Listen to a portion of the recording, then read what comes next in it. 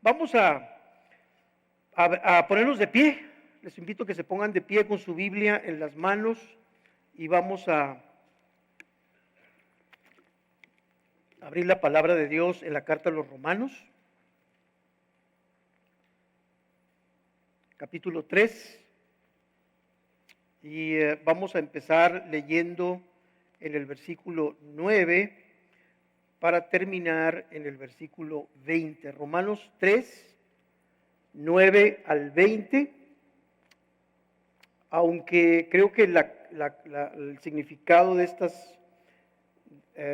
este pasaje se carga más fuerte hacia el 19 y el 20, de todas maneras vamos a ver todo el contexto para poder llegar hasta ese objetivo, que son los dos versículos que principalmente voy a procurar predicar.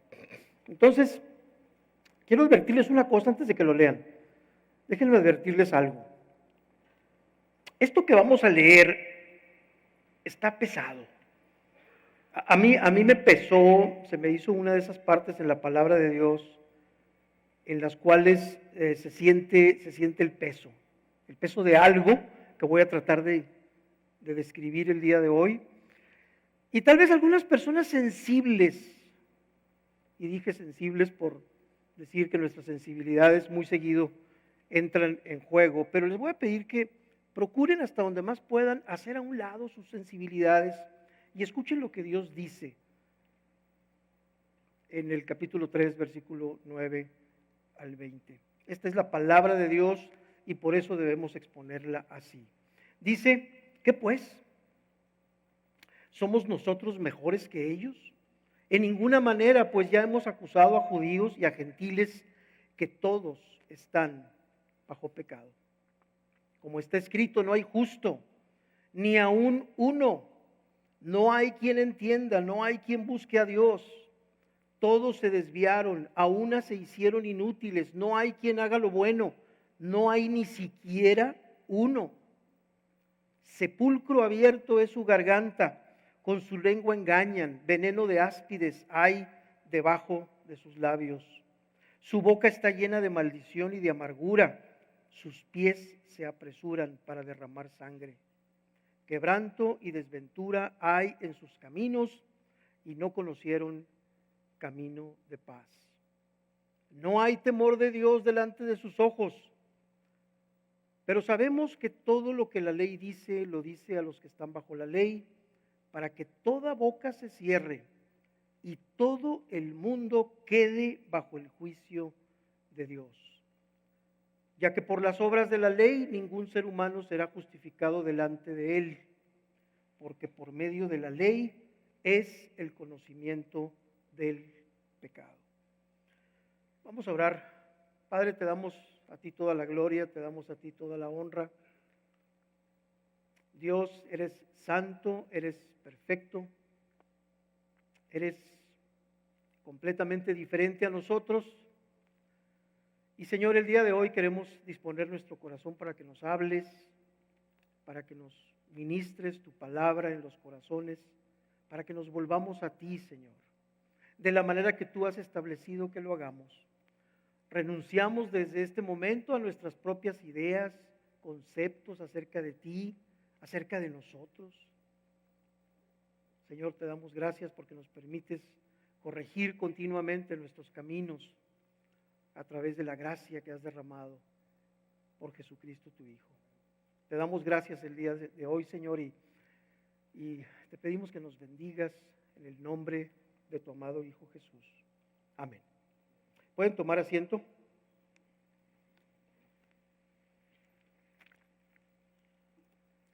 Hace algún tiempo, no me acuerdo si más o menos un año, pero empezamos aquí en Misión de Gracia.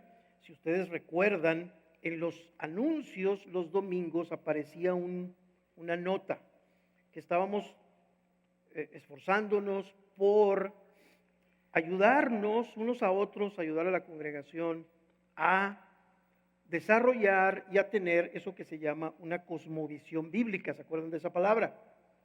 Una cosmovisión bíblica. Tal vez para algunos de ustedes necesitemos hacer un repaso de qué es una cosmovisión, pero a lo largo de esta presentación quiero ayudarlos a continuar con esto, No porque ya no aparezca en el boletín de avisos la palabra desarrollemos una cosmovisión bíblica, no por eso dejemos de hacerlo. El propósito de la vida cristiana es que continuemos. El propósito de Dios para nuestras vidas como creyentes es que continuemos creciendo en el conocimiento de Dios. Muchos de los problemas, hermanos, que tenemos los creyentes de hoy en día se deben a que nuestra cosmovisión, nuestra manera de ver al mundo y lo que nos acontece en él, no es bíblica. La palabra de Dios no domina todos los aspectos de nuestra vida. Y quiero decirles algo de entrada, y no lo hará en esta vida. Pero somos llamados a un crecimiento, somos llamados a un desarrollo de esa cosmovisión, de esa manera de ver las cosas y de ver la vida. Y este énfasis debe continuar como Romanos capítulo 12, versículo 2 dice: no os conforméis a este siglo, sino transformaos por medio de la renovación de vuestro entendimiento, para que comprobéis cuál sea la buena voluntad de Dios, agradable y perfecta. La carta a los romanos fue escrita para una iglesia como ustedes y como yo. Ya habían conocido a Cristo. Ya habían sido salvados, ya habían sido rescatados, ya, un gran logro. Pero había necesidad de continuar el proceso de transformación que el Espíritu Santo había depositado inicialmente de una manera poderosa en los corazones de los creyentes. Hermanos, este mundo quiere imponernos su cosmovisión, su manera de pensar acerca de la realidad. Y lo más común es que la manera de pensar del mundo no corresponde a la manera de pensar de Dios. Y ustedes y yo, como creyentes, estamos en esa tensión. Esto es una tensión que no se va a resolver completamente hasta que estemos con Él. Y tenemos que estar dispuestos a vivir esta tensión. El mundo quiere imponernos su manera de pensar en muchos órdenes. La palabra de Dios, el Evangelio, también. Cuando el Evangelio, las buenas noticias, llega al corazón de una persona, esta está llamada a transformar su manera de pensar. Hace tiempo Gelman nos hablaba: si tú no has cambiado tu manera de pensar, no estás cambiando en tu manera de pensar. Si tú no estás creciendo en el conocimiento de Jesús, tu Salvador, y también en el conocimiento de ti mismo, como Él te ve, entonces tú tienes que preguntarte, tú tienes que hacer una reflexión de tu conversión.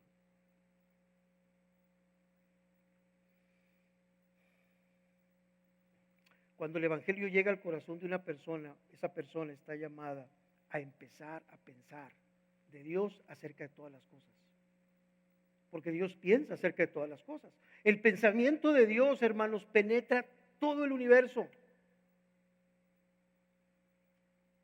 No hay un pedacito del universo que escape a la visión de Dios, como Dios ve las cosas. En muchos sentidos, la manera como Dios ve las cosas no corresponde a la nuestra. ¿Quieren comprobarlo? Abran sus Biblias, por favor, en Isaías, capítulo 55, versículos 8 y 9. Isaías 55, 8 y 9.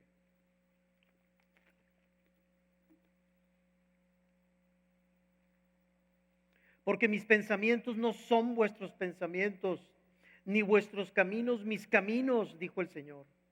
Como son más altos los cielos que la tierra, así son mis caminos más altos que vuestros caminos, y mis pensamientos más que vuestros pensamientos. Hermanos, algo que tenemos que mantener en nuestra vida siempre es que hay una distinción entre mi conocimiento y el conocimiento de Dios.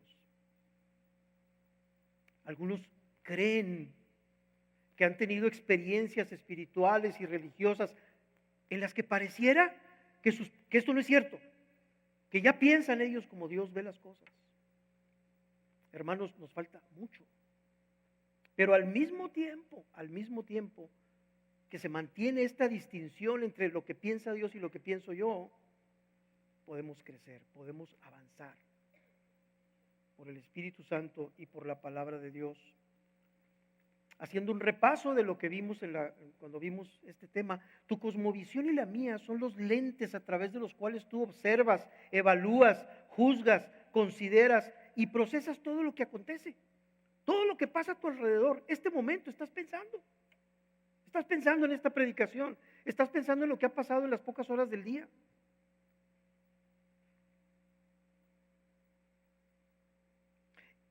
Y te voy a decir una cosa que muy seguido no pensamos. Al mismo tiempo que tú evalúas, juzgas, consideras y procesas todo lo que acontece, muy seguido no te incluyes a ti mismo.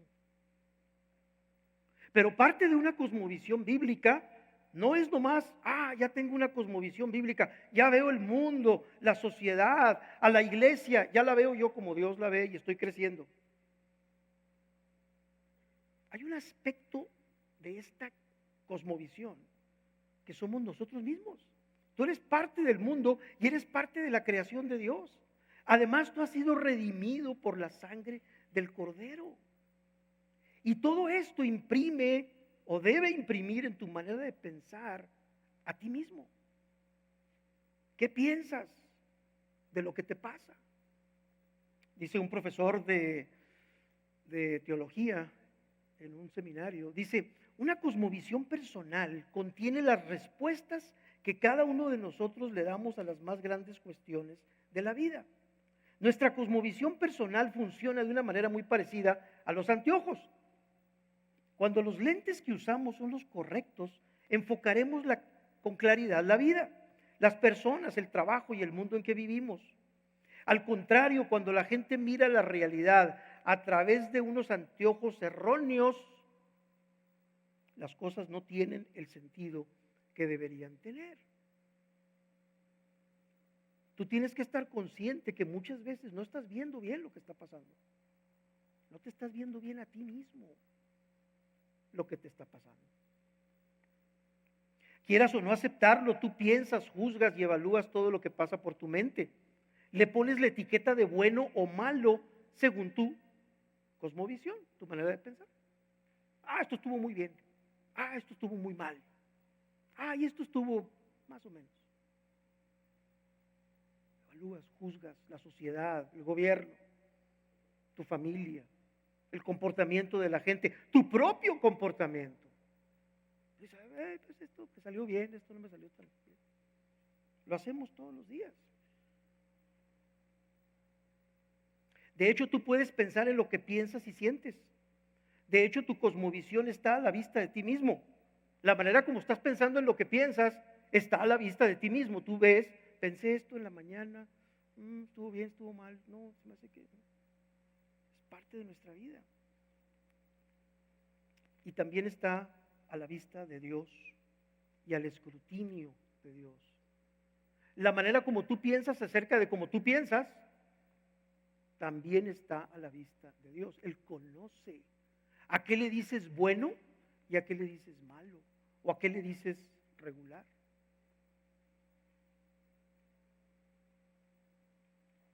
Y su palabra, la palabra de Dios en tu corazón, hace un trabajo increíble. Les voy a pedir por favor que abran sus Biblias en Hebreos 4:12. Hebreos capítulo 4, versículo 12.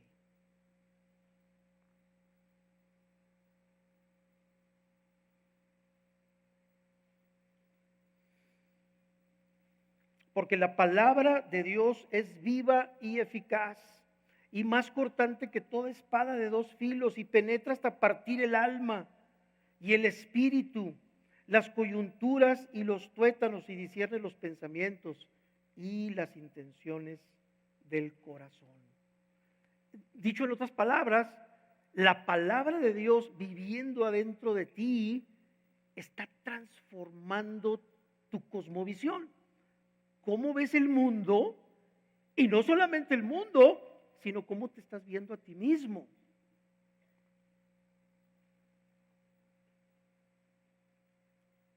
¿Cómo vemos el mundo en el que vivimos? ¿Qué es esta vida? ¿Cómo vemos todo lo que acontece alrededor nuestro? ¿Con qué ojos vemos a las demás personas? Tú tienes ojos para ver las condiciones de los demás, ¿sí? ¿Cómo nos vemos a nosotros mismos? Y aquí es donde me quiero detener, hermanos. Porque el pasaje que leímos en Romanos hoy tiene que ver con nosotros.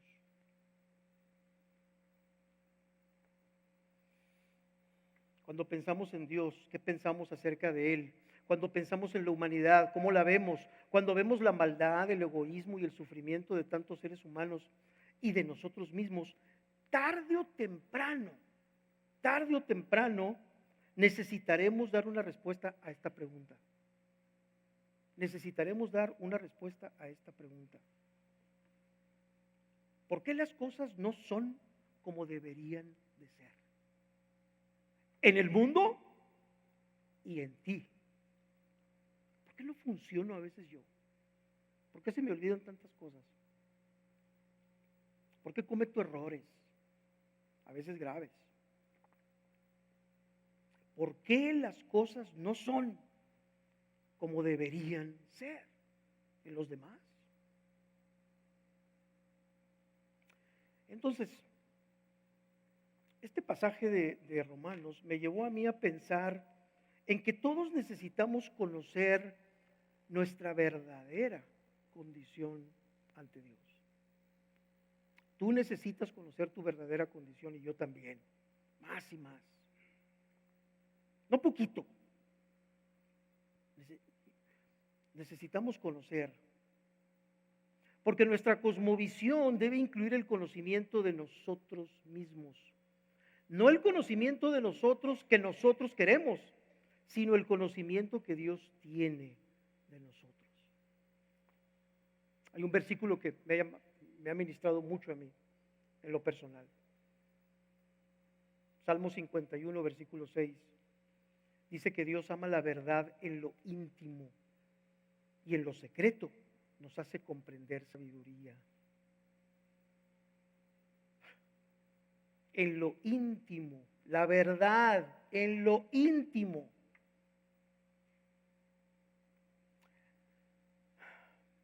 Las consecuencias, hermanos, de esto pueden ser terribles si no buscamos este conocimiento. Dice Oseas capítulo 4, versículo 6, mi pueblo fue destruido porque le faltó conocimiento.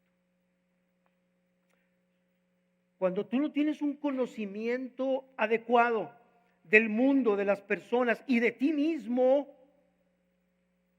las consecuencias pueden ser, como dice Oseas, fue destruido mi pueblo porque le faltó el conocimiento. ¿De cuál conocimiento está hablando? ¿De la escuela? ¿De geografía? ¿De política? ¿De biología? No, claro, todo ese conocimiento es importante. Pero el profeta está hablando, como la carta a los romanos, del conocimiento de todo, como Dios lo conoce. El conocimiento de Dios. Y dice que las consecuencias de no tener ese conocimiento son terribles. Por eso, hermanos, cuando una persona dice haberse acercado a Dios, ese acercamiento a Dios, cuando la gente dice que tuvo una experiencia con Dios, gloria a Dios, qué bueno. Pero ahí les va. Si es una genuina conversión, si una persona verdaderamente se ha convertido a Dios a través de Jesucristo, esto deberá ir acompañado de un creciente conocimiento de su verdadera condición delante de Dios. Este es el verdadero conocimiento, pues Dios sabe todas las cosas. El conocimiento que yo quiero no es, yo quiero conocer las cosas como Dios las ve. Pero donde más trabajo me cuesta, ¿saben dónde es? Cuando se trata de mí mismo. Me gusta conocer de los demás, me gusta conocer de los errores que comete la gente, me gusta criticar, me gusta observar y dar mi opinión. No, yo pienso esto. Pero que cuando ese conocimiento se trata de mi propio conocimiento, de mí mismo, me cuesta trabajo, nos cuesta trabajo. Vamos a Génesis 3, hermanos. Vamos a hacer un recorrido rápido. ¿Por qué las cosas no son como deberían de ser? ¿Por qué las cosas no son como deberían ser? Y vamos a leer algunos versículos que yo sé que ustedes han leído muchas veces y yo también, pero vamos a enfocarlos de nuevo desde la perspectiva de lo que le pasó a Adán y Eva cuando cometieron este acto de rebeldía contra Dios. ¿Qué pasó en ellos mismos? Dice, empezando con el versículo 1 en Génesis 3, pero la serpiente era astuta más que todos los animales del campo que Jehová Dios había hecho, la cual le dijo a la mujer, ¿con que Dios os ha dicho no comáis de todo árbol del huerto? Y la mujer respondió a la serpiente, del fruto de los árboles del huerto podemos comer, pero del fruto del árbol que está en medio del huerto, dijo Dios, no comerás de él ni le tocaréis, para que no muráis. Entonces la serpiente le dijo a la mujer, no moriréis, sino que sabe Dios que el día que comáis de él, serán abiertos vuestros ojos y seréis como Dios, conociendo el bien y el mal. Noten la palabra conocimiento. Conociendo el bien y el mal. Y vio la mujer que el árbol era bueno para comer y que era agradable a los ojos y árbol codiciable para alcanzar la sabiduría. Y tomó de su fruto y comió. Y dio también a su marido, el cual comió así como ella. Entonces fueron abiertos los ojos de ambos y conocieron que estaban desnudos. Entonces se cosieron unas hojas de higuera y se hicieron delantales. Y oyeron la voz de Jehová Dios que se paseaba en el huerto al aire del día, y el hombre y su mujer se escondieron de la presencia de Jehová Dios entre los árboles del huerto. Mas Jehová Dios llamó al hombre y le dijo, ¿dónde estás tú? Y él respondió, oí tu voz en el huerto y tuve miedo, porque estaba desnudo. Escuchen esto, y me escondí. Hermanos, desde que sucedió esto, la historia de la humanidad, todo después de esta caída, ha sido un escondernos de Dios. Todos los seres humanos nos escondemos de Dios, ¿y saben de qué? Y de su verdad. Tenemos miedo de conocernos como Dios nos conoce. Deténganse ahí tantito. Tenemos miedo de conocernos como Dios nos conoce. No queremos. No, ni me digas. A veces las reacciones que tenemos cuando somos descubiertos en algo. No quiero saber.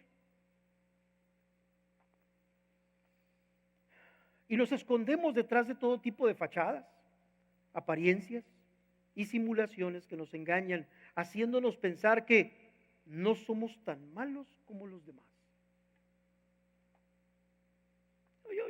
Pues sí peco. ¿Quién es perfecto?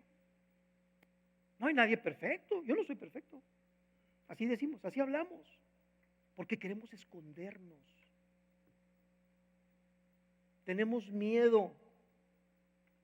Y entonces decimos, no soy tan malo como mi familia o como tu familia.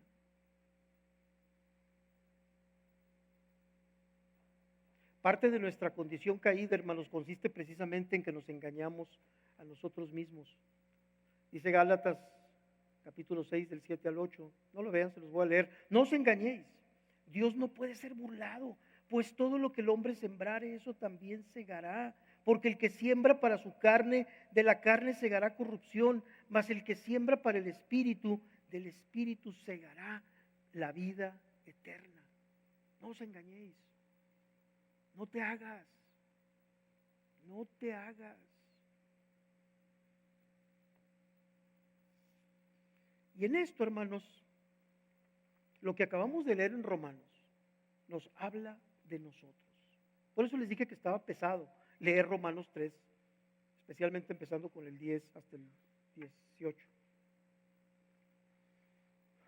¿Saben qué es esto? ¿Saben qué es esta palabra que leímos en Romanos? Es una acusación. Es una acusación terrible, es una acusación divina.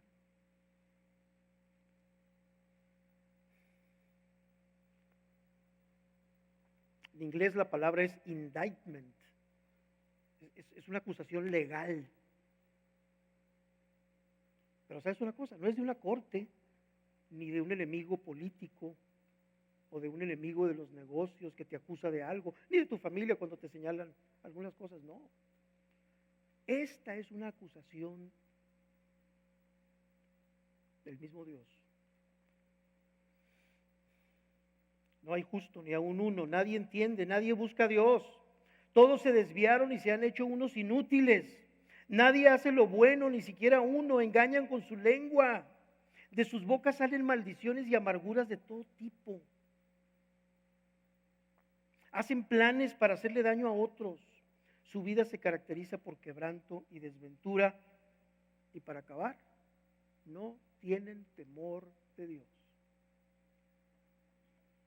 Esta es la acusación de Dios para toda la raza humana, para todos los hijos de Adán, ustedes y yo.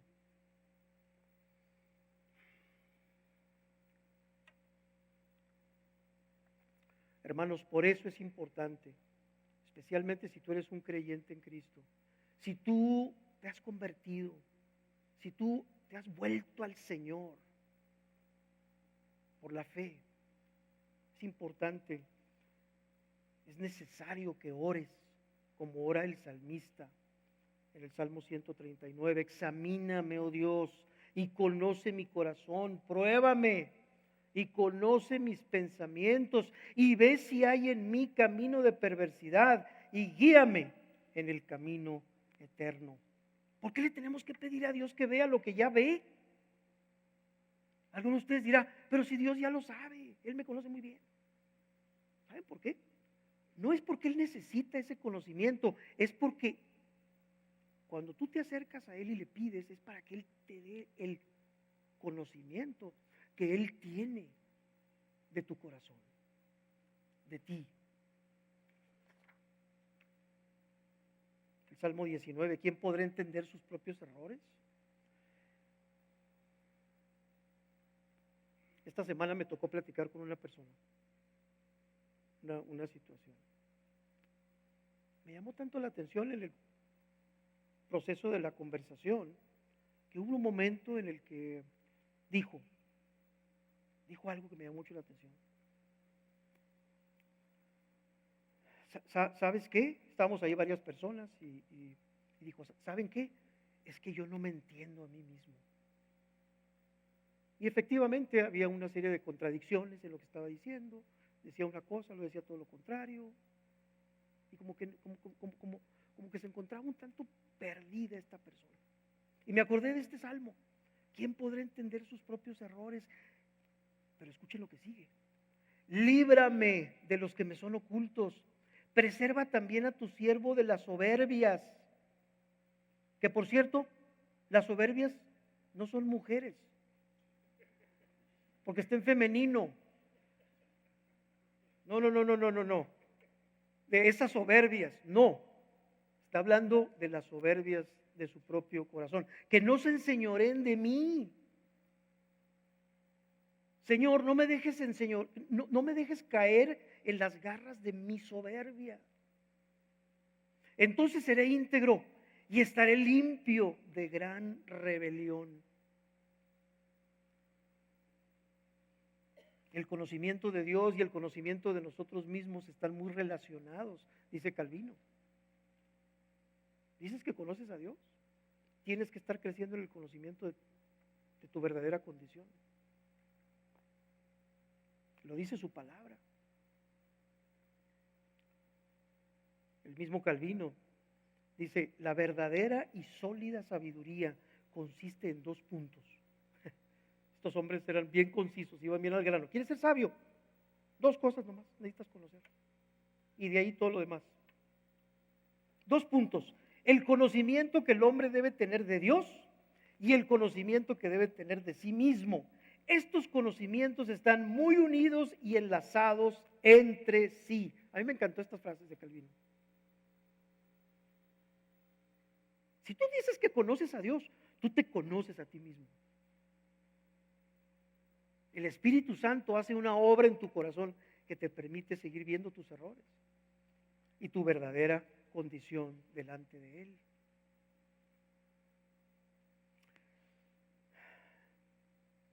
Dice el mismo Calvino, esta miserable caída que por la transgresión del hombre caímos nos obliga a levantar los ojos arriba y nuestra propia miseria nos impulsa a considerar los tesoros que hay en Dios.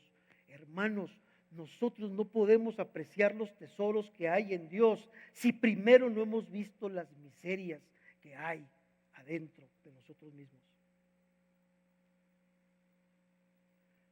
Cuando ocurre una conversión genuina, cuando alguien verdaderamente viene a Dios, hay algo de esto, hay algo de esto. No es nomás conocí a Dios, tengo una experiencia muy bonita. No, ¿sabes una cosa? Conozco a Dios y me conozco a mí mismo como Él me conoce. Él sabe lo que soy.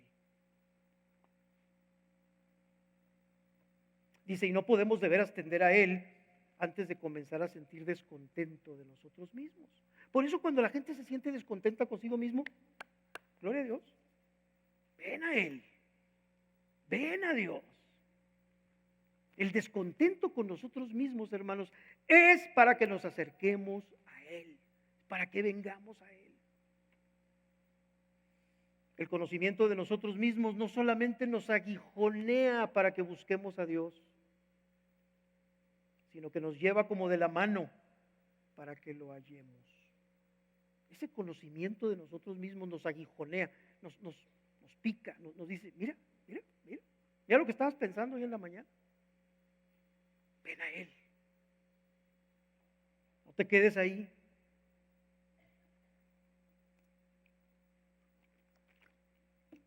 Entonces, vamos al segundo punto. Por medio de la ley, dice la palabra que es el conocimiento del pecado. Y les voy a pedir por favor que abran sus Biblias en Romanos capítulo 7. Romanos capítulo 7 y vamos a leer desde el versículo 7. La ley de Dios. ¿Cómo? Cuando tú te acercas a la ley de Dios, a la ley perfecta de Dios, ¿cómo te acercas a ella? ¿Cuáles son tus pensamientos? ¿Te sientes muy bien contigo mismo porque dices, yo hago eso? No, sí, la ley de Dios, tan bonita que es la ley de Dios. Vamos a ver qué dice la palabra de Dios acerca de la ley. Romanos 7, versículo 7. ¿Qué pues diremos? ¿La ley es pecado? En ninguna manera. Pero yo no conocí el pecado sino por la ley, porque tampoco conociera la codicia si la ley no dijera no codiciarás. Mas el pecado, tomando ocasión por el mandamiento, produjo en mí toda codicia, porque sin la ley el pecado está muerto. Y yo sin la ley viví en un tiempo, pero venido el mandamiento, el pecado revivió y yo morí. Y hallé que el mismo mandamiento que era para vida, a mí me resultó para muerte. Porque el pecado, tomando ocasión por el mandamiento, me engañó y por él me mató.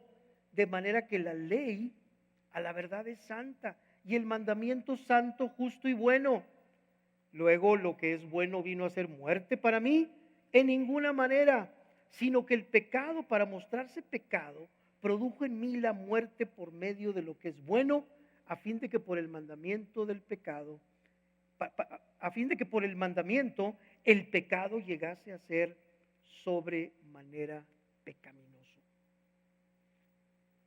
Hermanos, si no fuera por la ley de Dios, no veríamos la magnitud, la profundidad de nuestra verdadera condición. Dale gracias a Dios. Cada vez que tú te topas con la norma de Dios, lo que debe ser, dale gracias a Dios. Vamos a ver para qué es. Vamos a ver para qué Dios permite que vengamos ante sus normas, ante su ley y digamos, no es esa la condición de mi corazón. Una definición de pecado que nos ayuda a entender esto. Dice una versión de la Biblia, el pecado, que significa errar, no dar en el blanco, es una deformidad universal de la naturaleza humana. Hermanos, y si ustedes se acuerdan lo que vimos ahorita en Isaías, no hay bueno ni aun uno. No hay quien haga lo bueno. No hay quien entienda. No hay quien tema a Dios. Esa es la condición universal. Dice todos. Todos. Es una deformidad universal de la naturaleza humana. El pecado es toda falla en conformarse a la ley de Dios en cualquier aspecto de la vida, ya sea en los pensamientos, en las palabras o en los hechos.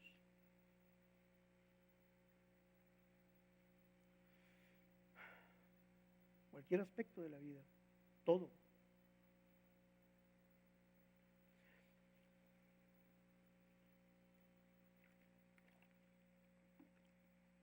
Juan Wesley, ustedes han oído hablar con toda seguridad de Juan Wesley, fue el dirigente de un gran avivamiento espiritual en el siglo XVIII en Inglaterra y en Estados Unidos. Siendo muy joven, este hombre nació en un hogar cristiano, le enseñaron la palabra desde chiquito, lo nutrieron con la sana doctrina, su mamá era una mujer de Dios. Y un día, cuando Juan Wesley era niño, estaba chiquito, le dijo a su mamá, oye mamá, ¿qué es eso del pecado? Porque esta es una palabra, hermanos, que la podemos traer de aquí para allá. Y me llamó mucho la atención lo que la mamá, Susana Wesley, que fue la mamá de Juan Wesley, y de su hermano Carlos, que fue un gran compositor de himnos cristianos para la iglesia de sus tiempos, le dio una definición que se me hizo muy, muy útil para ver la sutileza de esta condición verdadera que nosotros tenemos delante de Dios. Fíjese cómo le contestó la mamá a Juan Wesley. Hijo, aprópiate de esta definición. Cualquier cosa que debilite tu razón, cualquier cosa que dañe la ternura de tu conciencia o que obscurezca tu relación con Dios, cualquier cosa que te apague el gusto por las cosas espirituales, en pocas palabras, cualquier cosa que aumente y fortalezca la autoridad de tu cuerpo sobre tu mente, esa cosa es pecado para ti. No importa lo inocente que pueda parecer en sí misma. ¡Wow! Yo cuando la vi dije, Señor, o sea, ¿qué es el pecado? Cualquier cosa, hermanos. Cualquier cosa en la que nosotros ocupamos nuestra mente, nuestro cuerpo, nuestro ser, nuestras prioridades, es pecado. Bueno, entonces, ¿qué podemos hacer frente a este indictment, frente a esta acusación de Dios en nuestras vidas?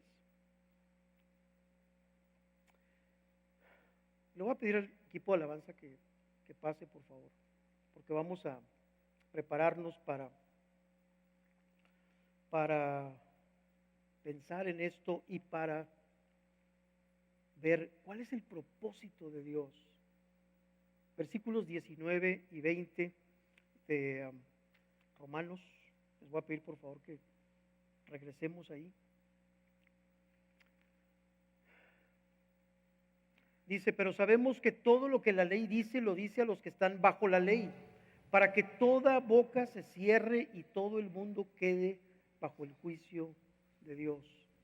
Ya que por las obras de la ley ningún ser humano será justificado delante de Él, porque por medio de la ley es el conocimiento del pecado.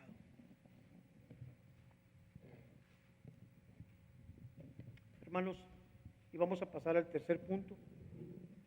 La ley es nuestro ayo para llevarnos a Cristo. Les voy a pedir por favor que abran sus Biblias en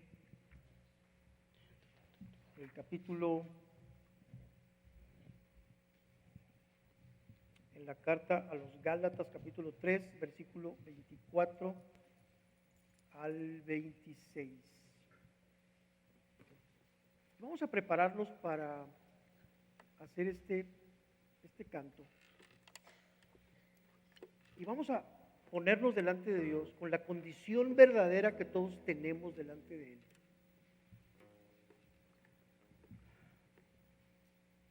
Dice, de manera que la ley ha sido nuestro ayo para llevarnos a Cristo, a fin de que fuésemos justificados por la fe. Pero venida la fe, ya no estamos bajo ayo, pues todos sois hijos de Dios por la fe en Cristo Jesús. ¿De dónde viene la palabra ayo? ¿Saben ustedes lo que es un ayo? En la antigüedad, las familias acomodadas contrataban maestros, instructores, para que a los niños y a los jovencitos les imprimieran no solamente conocimientos, no solamente matemáticas y filosofía, la lengua, sino que les imprimieran valores, el carácter a los niños, y podían pasar varios años los ayos entrenando a esa criatura para que llegado el momento de ser adulto estuviera un carácter formado, disciplinado. Había mucha disciplina. Los ayos eran, ay si caías en manos de un ayo. Eran, muchas veces eran militares, eran guerreros. Formaban carácter en los niños, en los jovencitos, porque ya más grandes se iban a ir por su lado y pues ya. ¿Saben qué está diciendo aquí el apóstol Pablo? Cuando dice, de manera que la ley ha sido nuestro ayo para llevarnos a Cristo, a fin de que fuésemos justificados por la fe. Hermanos, el conocimiento de nosotros mismos conforme Dios nos conoce no es más que para un propósito.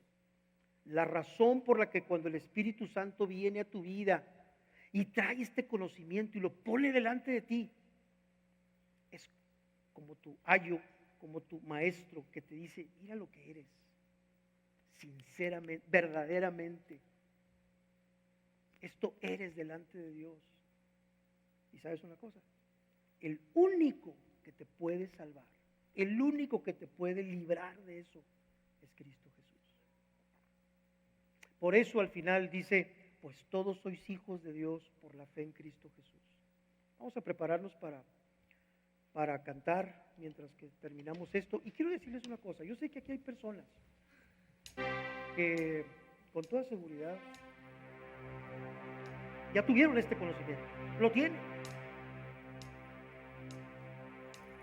pero no sabían, algunos de ustedes no sabían que el propósito de Dios de darnos este conocimiento, el conocimiento de nuestra terrible caída delante de Él, es con el propósito de que nos acerquemos al único que puede salvarnos de ello, que es Cristo Jesús. Y si tú ya lo conoces, y si tú ya le habías entregado tu vida, pero sigues batallando con esta falta de conocimiento, con esta que va más allá que el conocimiento, con este reconocimiento de tu verdadera condición delante de Dios, yo te voy a pedir una cosa. Mientras que cantamos, acércate a Él otra vez, con lo que traigas en este momento en tu corazón.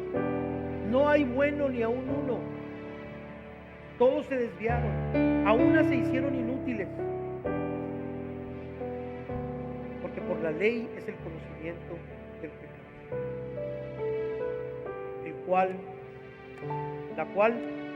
la ley nos impulsa a Cristo, que es el único, es el que pagó por nosotros, es el que nos salva. Hermanos, vamos a orar y luego vamos a cantar este canto. Te voy a pedir que nos pongamos todos de pie.